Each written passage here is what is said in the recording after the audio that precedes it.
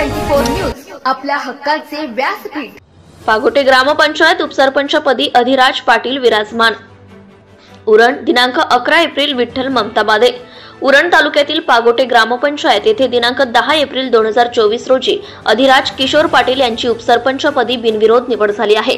अधिराज पाटील यांच्या घराण्यात सरपंच पदाचा वारसा चालत आलेला आहे।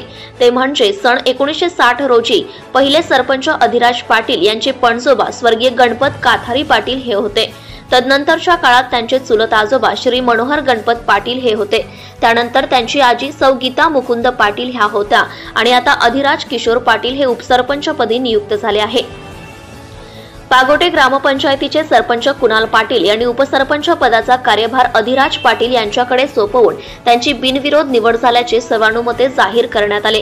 पागोटे ग्रामपंचायत कार्यालयात बहुसंख्येने उपस्थित असलेले मान्यवर व ग्रामपंचायत सदस्य व महिला सदस्य यांनी यावेळी अधिराज पाटील यांच्यावर अभिनंदनाचा व शुभेच्छांचा वर्षाव केला। यावेळी पागोटे ग्रामपंचायतचे नवनियुक्त उपसरपंच अधिराज पाटील यांची भव्य मिरवणूक काढण्यात आली।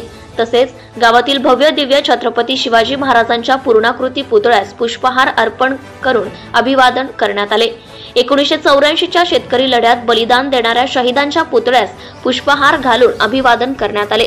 कार्यक्रमाच्या ठिकाणी उपस्थित असलेले मान्यवर ग्रामपंचायत सरपंच कुणाल पाटील व ग्रामपंचायत सदस्य महिला सदस्य तसेच अधिराज पाटील यांचे जवळचे नातेवाईक मित्र परिवार गावातील बहुसंख्य नागरिक उपस्थित होते। अधिराज पाटील हे वयाच्या 23व्या वर्षी पागोटे ग्रामपंचायतचे सदस्य निवडून आले व 24व्या वर्षी उपसरपंच पदाची माळ त्यांच्या गळ्यात पडली आहे।